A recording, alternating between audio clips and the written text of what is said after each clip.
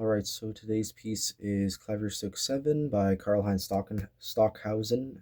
Yesterday we looked at Klavierstück VI. Like that piece, this piano piece was written first in 1954, and then a completely new version was written in 1955. So the idea was Stockhausen was trying to create multiple cycles of piano pieces, the first cycle being 1 through 4. The next cycle was 5 through 10. He wrote, I believe, the first 3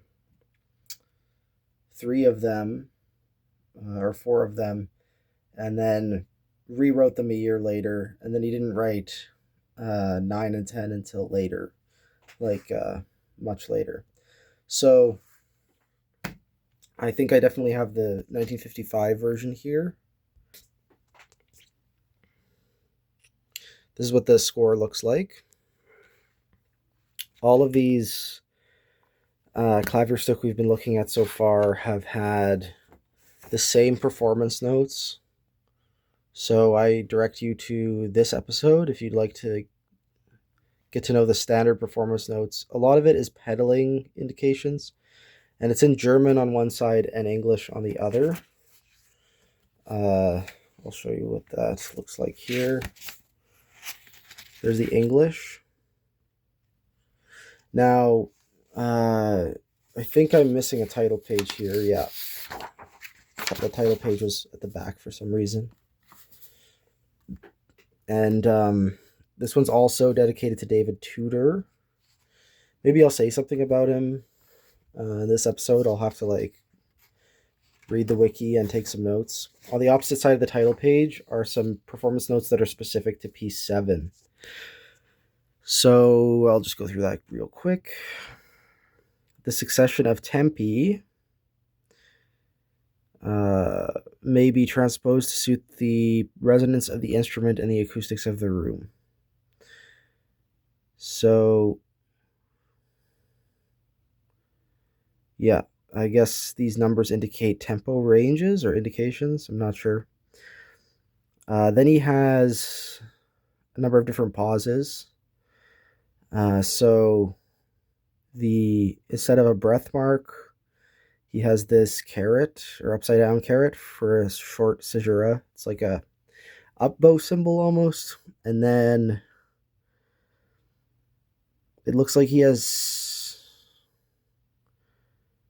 3 different, I'm trying to see what the difference is here. His fermatas on 3 different note values, and it means something different each time. So I guess whenever there's a fermata on a 32nd note, it's just freely chosen. Whenever there's a fermata on a 16th note, it should be twice as long, and when it's on a dotted 16th, it should be 3 times as long. Maybe I could see what that looks like in the score. Yeah, so on this page we have some normal fermatas, but we do have a fermata here on a dotted 16th, which I guess should be 3 times as long. And then we have a fermata here on a 16th, which should be twice as long. I guess that's how it looks in the score. You'll also notice lots of caesuras here, and it doesn't appear in the score the way you would expect. Actually, I think these are just very elaborate crescendi. Yeah, he has these angled crescendi and decrescendi, which are kind of throwing me off. So those are not caesura. Those are just, the dynamic is shifting. Maybe those are caesura in the middle of this grace note figure. Also, you'll notice a lot of diamond note heads in the score. It's uses a lot of piano resonance in interesting ways.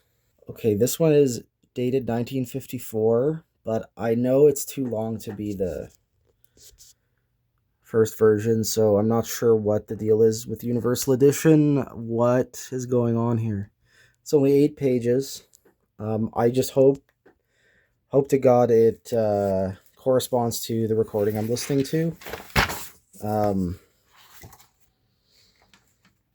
yeah, I kind of, if I didn't have the Wikipedia on Klavierstück, I would have no idea about all these different versions. It's really unclear in these scores what is going on. There's no program note. The performance note says nothing about when things were composed and what Universal Edition decided to publish, what version. So I'm a little bit disappointed with Universal Edition. It's like, I don't know what's the intent of these scores. I mean, they're very beautiful scores, but like, I've just been confused to all hell, like trying to do these episodes. Okay, so a couple things about the dedicatee David Tudor for this piece. David Tudor lived a shorter life of 70 years from 1926 to 1996, and he was a pianist and composer.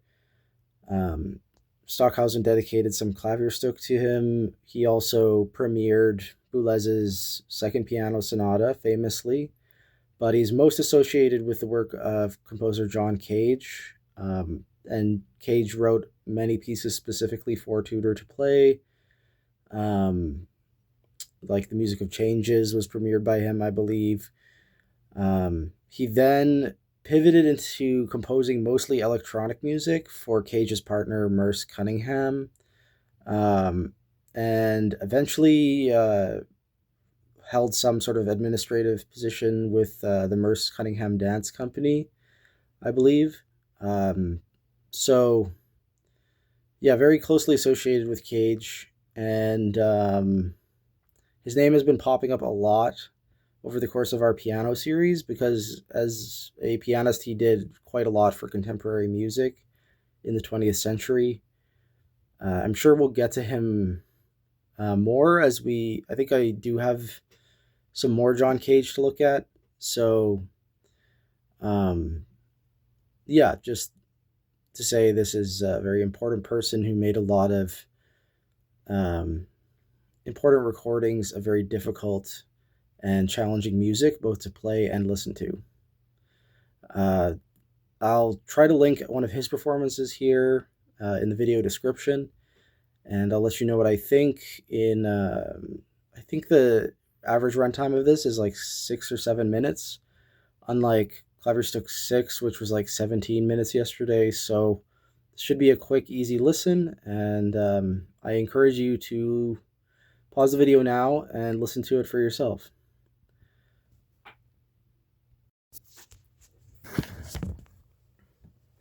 Okay, yeah, my thoughts on this. It might be my favorite one so far. Like, I really liked the use of resonance and like these moments where we really get to dwell on a couple different pitch classes or a couple different notes, really just activating different resonances in the instrument. Kind of want to hear it with a real piano. I feel like it'd be really cool in performance. He doesn't really get fancy with the fermatas until kind of the last page. So I think that's mostly what that performance note is for. And yeah, just really interesting use of rhythm and time and dynamics. And obviously, I can't really get into the way he works with pitch or the serial aspect, but I think all that stuff is sort of firmly established by other composers, like other serialist composers. What's really unique about what Stockhausen is doing here is like stuff he's doing with acoustics, and I think he had just finished working on some serious electronic music pieces before delving into these Klavierstück, at least the second group of them. So I think he's really dwelling in those things about performing and acoustic instruments that are sort of like there's some variability there. I think resonance is one of those things that can sound very different depending on the hall and the instrument and the performer. So as a composer, he's really relinquishing a lot of control here, and I like that about it. So, yeah, that'll be it for a while. Can't remember what the piece is tomorrow, but probably something from the 1960s. I was sort of intended to be in 1960s world for a while here, but admittedly, these Stockhausen pieces have been 1950s pieces. And yeah, thank you for listening to this with me. I think it's definitely one of the better ones.